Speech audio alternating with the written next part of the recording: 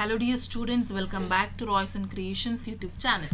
In this class, let us analyze mathematics passing package in English medium. Those who are watching first time, please subscribe and share with your friends.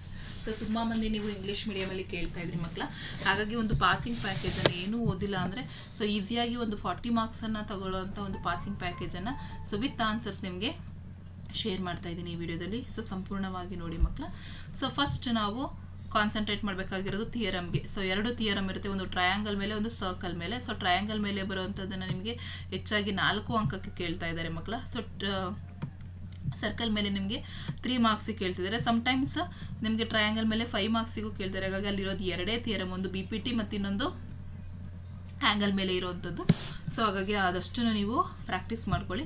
Next elimination and graphical method. So very important. So ಯಾವ ರೀತಿ graphical ಮೆಥಡನ್ನು ಮಾಡೋದು ಅಂತ ಮುಂದೆ ನಾನು explain ಮಾಡ್ತೀನಿ. Next prove that it is an irrational, √2 is an irrational, ಅಥವಾ 3 + √5 is an irrational ಅಂತ ಕೇಳ್ಬೋದು. ಹಾಗಾಗಿ ಯಾವುದಾದ್ರೂ ಕೇಳ್ಬೋದು. They may ask for 2 marks or 3 marks. Next arithmetic ಪ್ರೋಗ್ರೆಷನಿಗೆ ಬಂದರೆ they will ask for 2 marks. One may be they may ask for AN or they may ask for SN. So how many terms are there ಅಂತ ಕೇಳ್ಬೋದು. So 5, 8, 11. So it is a arithmetic progression. So find the 20th term or find the sum of the 20th term ಅಂತ ಹೇಳಿ ಕೇಳ್ಬೋದು. ಹಾಗಾಗಿ 2 ಮಾರ್ಕ್ಸಿಗೆ ಇರುತ್ತೆ. And most important mean or mode. So they will ask for 3 marks. They may ask 3 mean or mode. Then quadratic equation, from that they will ask for 2 marks. Then polynomial, coordinate geometry, from that you have to learn distance formula, midpoint formula. So all the formulas you have to practice, because based on that you have a problem. Next, probability is the most easiest topic in the mathematics. Probability easily you can score 2 marks. Next, from the trigonometry they are going to ask the basic, you have to learn, that's it, sin theta, cos theta. So the ratios you have to learn. Next, 1 marks you will get from formulas and from all the topic. So totally easily you can score 40 marks. So that PDF I am going to share with you in the Telegram group also, children. So go to Telegram group and download the PDF and practice it. The first one is, I already said, triangle, based on that Thales theorem or basic proportionality theorem. So there first you have to write the statement, then you have to prove construction proof. So all these things you have to practice. And the diagram is this one. Figure is also very important. This is for 4 marks. Almost they are asking for 4 marks. This theorem or the angle criterion of similarity of 2 triangles. So these two this one theorems, please children don't forget. You have to concentrate on this. Next, when you comes to the circle, theorem 1, the tangent at any point of a circle is perpendicular to the radius drawn at the point of contact. So ಇದಿಷ್ಟನ್ನು ನೀವು ಪ್ರಾಕ್ಟೀಸನ್ನು ಮಾಡ್ಕೊಳ್ಳಿ. And theorem 2, the 2 tangent drawn from an external point to a circle are equal. So ಎರಡು theorems compulsory theorems, ಎರಡರಲ್ಲಿ ಯಾವುದಾದ್ರೂ ಒಂದನ್ನು ಕೇಳ್ತಾರೆ. Next, elimination method. So very important. They will ask for 2 marks. So they give 2x + y = 14, x - y = 4. So find the solution. So by elimination method. So consider equation 1 and equation 2. Add equation 1 and 2. So what happens? +5 - y get cancelled. Therefore 3x is equals to 18. So 3x is equals to 18 means x is equals to 6 ಆಗ್ತದೆ. When x is equals to 6, so substitute the value in the equation 1, then y value will become 2. So this is most important from that concept. And the one more question is solve graphically. So very important. So the same question we can consider 2x + y = 6 and y + x + y = 4. So here we can take y is equals to 6 - 2x. So here you can go and give value for the x. So for value, if you are given x is equals to 0, then y will become 6. Here when x is equals to 3, the value of y will become 0. Then when x is equals to 1, value of y is 4. So like that you have to make the table. Here also for this equation also you should make the table, and both the table is very important. From these two this one you are going to get 2 marks. Then you have to come to the graph. So here you have to write the scale. Scale is very important. So x-axis and y-axis, what you are going to take, that you have to take, then take the table and mark it. So here the point is joining. So that point you should mention. So then only you are going to get the 4 marks. So here you have more problems. So you solve these questions. Next comes to the real numbers. Prove that irrational number.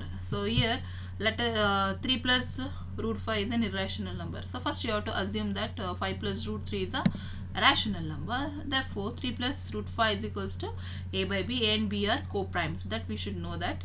So b is not equal to 0. Therefore root 5. So here it's, so okay, this is, you make it root 5, root 3 and root 5.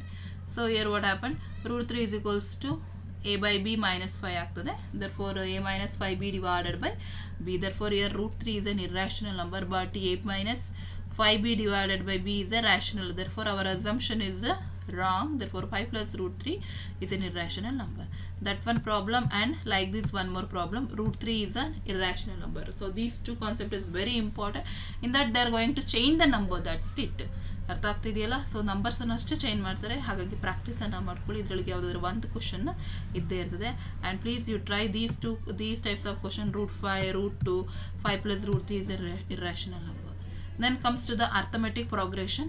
From that, find the sum of first 20 terms of AP 3, 7, 11 using formula. So they are asking what sum of the first 20 term. Therefore we have to going to calculate SN. So Sn is equals to n by 2 into 2a plus n minus 1 into d. So here the a is 3, a value will become 3, and d is, you know that d children, a2 minus a1. Therefore here we are going to get 4. So we know the value of a, d and n. So substitute the value in this formula. So we are going to get S20 is equals to 820. So like that you have to solve these two types of questions. So find the sum of the first 20th term, find out like that questions you have to solve. Then it is very easy to find Sn.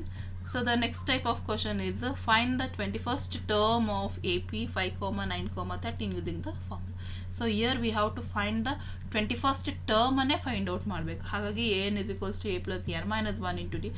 So these two questions are must and should. In that they will give any one of the question. So ಹಾಗಾಗಿ ಯಾವುದಾದ್ರೂ ಒಂದನ್ನು ಕೊಡ್ತಾರೆ ಮಕ್ಕಳ, ಪ್ರಾಕ್ಟೀಸನ್ನು ಮಾಡ್ಕೊಳ್ಳಿ. So a value ಗೊತ್ತಿದೆ 5, d a2 minus a1 ಆಗ್ತದೆ. therefore we have got the value d is 4. So n is equals to 21. So value ಏನು ಬರ್ತದೆ 85 ಬರ್ತದೆ. ಸೊ ಇಲ್ಲೊಂದಷ್ಟು ಎಕ್ಸಾಂಪಲ್ ಪ್ರಾಬ್ಲಮ್ಸನ್ನು ಕೊಟ್ಟಿದ್ದೀವಿ, ಇದಿಷ್ಟನ್ನು ಪ್ರಾಕ್ಟೀಸ್ ಮಾಡ್ಕೊಳ್ಳಿ. ನೆಕ್ಸ್ಟ್ ಇದರಲ್ಲಿ 1 ಮಾರ್ಕಿಗೆ ಯಾವ ರೀತಿ ಕ್ವಶನ್ಸ್ ಕೇಳ್ತಾರೆ ಅಂದರೆ the sum of the first n natural number. So ಅದನ್ನು ನಿಮಗೆ MCQನಲ್ಲಾದರೂ ಕೇಳ್ಬೋದು ಅಥವಾ ಒನ್ ವರ್ಡಲ್ಲಿ ಕೇಳ್ಬೋದು. nth term of an AP an is equals to 5n minus 2 ಅಂತ ಆದಾಗ a2 ಫೈಂಡ್ ಔಟ್ ಮಾಡಿ. So in the place of n you going to add 2. 5 2s are 10, 10 minus 2 8. So therefore a2 is equals to ಏನಾಗ್ತದೆ ಮಕ್ಕಳ, a2 is equals to 8 ಆಗ್ತದೆ. ಹಾಗಾಗಿ ಈ ರೀತಿ ಪ್ರಾಬ್ಲಮ್ಸನ್ನು solve ಮಾಡ್ಕೊಳ್ಳಿ. ನೆಕ್ಸ್ಟ್ ಇಲ್ಲಿ ಕೊಟ್ಟಿರೋವಂಥ ನಿಮ್ಗೆ ಏನು ಕಾಣಿಸ್ತಾ ಇದೆಯಲ್ಲ, ಇದಿಷ್ಟು ಪ್ರಾಬ್ಲಮ್ಸನ್ನು ಮಾಡ್ಕೊಳ್ಳಿ. ನೆಕ್ಸ್ಟ್ ನಿಮಗೆ ಸ್ಟ್ಯಾಟಿಸ್ಟಿಕ್ಸಿಗೆ ಬಂದರೆ ಮೀನ್ ಆರ್ ಮೋಡ್. ಸೊ ಇದೆರಡೂ ಕ್ವಶನ್ಸು ಬಹಳ ಇಂಪಾರ್ಟೆಂಟ್ ಮಕ್ಕಳು. ಇವೆರಡರಲ್ಲಿ ಯಾವುದಾದ್ರೂ ಒಂದನ್ನು ಕೇಳ್ತಾರೆ, 3 ಮಾರ್ಕ್ಸಿಗೆ ಇರ್ತದೆ. ಹಾಗಾಗಿ ಎರಡನ್ನೂ ಸಹ ನೀವು ಪ್ರಾಕ್ಟೀಸನ್ನು ಮಾಡ್ಕೊಳ್ಳಿ. ಸೊ ಒಂದನ್ನು ಮಾತ್ರ ಮಾಡ್ಕೊಂಡು ಇನ್ನೊಂದು ಬಿಡಬೇಡಿ.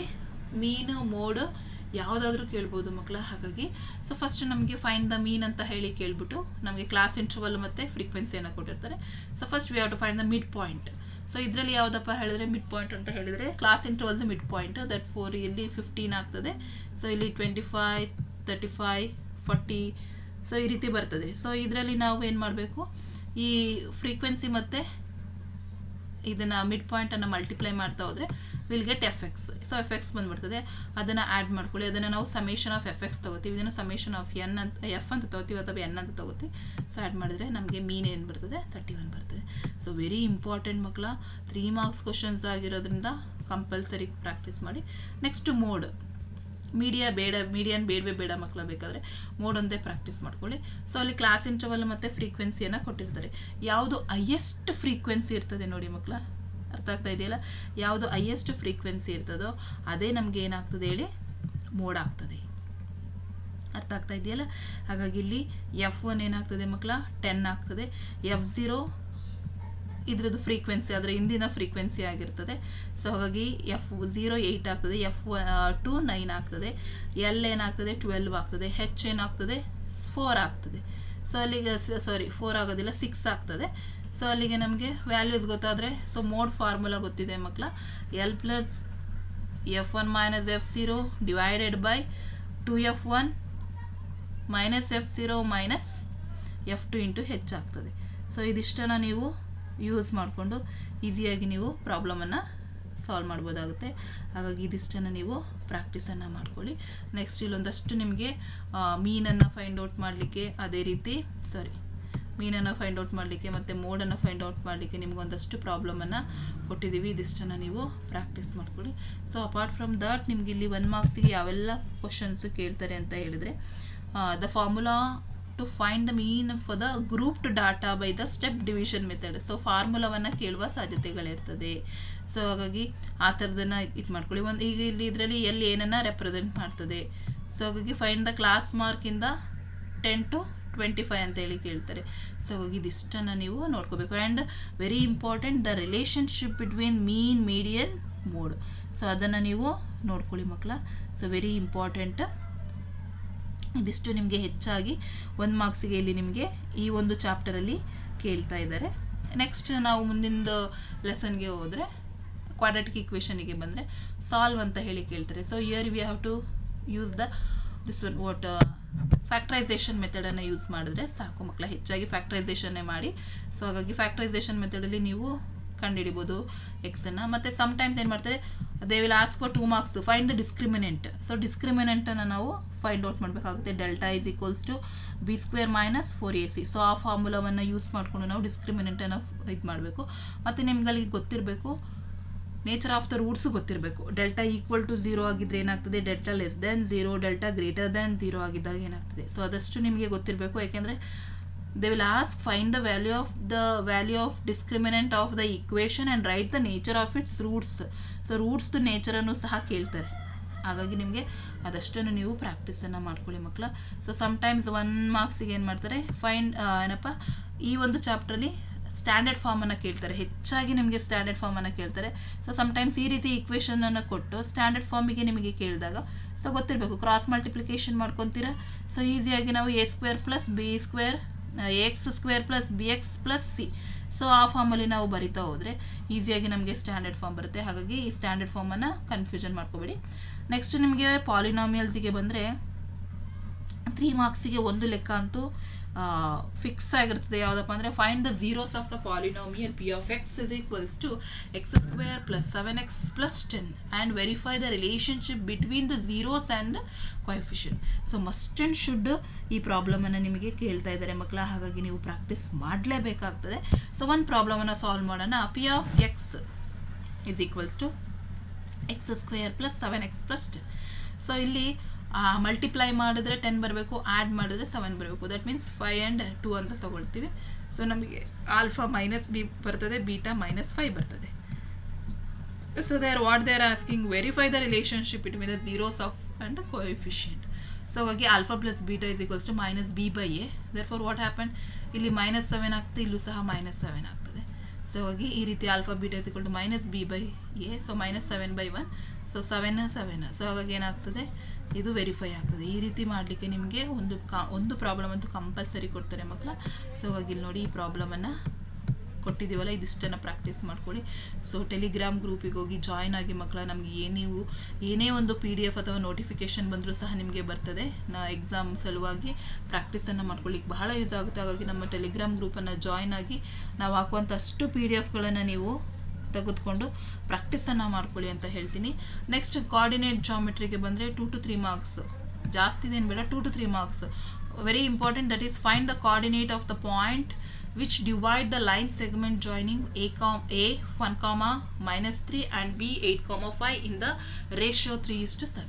ಸೊ ಇದನ್ನು ಇಲ್ಲಿ ನಿಮಗೆ ಫಾರ್ಮುಲಾವನ್ನು ಯೂಸ್ ಮಾಡಿ P of X, Y is equals to M1x2 plus M2x1 divided by M1 plus M2 m1y2 plus m2y1 divided by m1 plus m2. So ಈ ಫಾರ್ಮುಲಾವನ್ನು ಯೂಸ್ ಮಾಡ್ಕೊಳ್ಳಿ. ಆ್ಯಂಡ್ ಡಿಸ್ಟೆನ್ಸ್ ಫಾರ್ಮುಲಾವನ್ನು ಮಿಕ್ಸ್ ಮಾಡ್ಕೋಬೇಡಿ. ನೆಕ್ಸ್ಟ್ ಮಿಡ್ ಪಾಯಿಂಟ್ ಫಾರ್ಮುಲಾವನ್ನು ತುಂಬ ಬಾರಿ ಕೇಳ್ತಾರೆ ಮಕ್ಕಳ ಇಲ್ಲಿ. ಸೊ ಇಲ್ಲಿ find the distance between 5,6 and 1,3 ಈ ಫಾರ್ಮುಲಾ ಇದನ್ನು ನೋಡ್ಕೊಳ್ಳಿ. ಸೊ ಡಿಸ್ಟೆನ್ಸ್ ಫಾರ್ಮುಲಾ ಗೊತ್ತಿರಲಿ.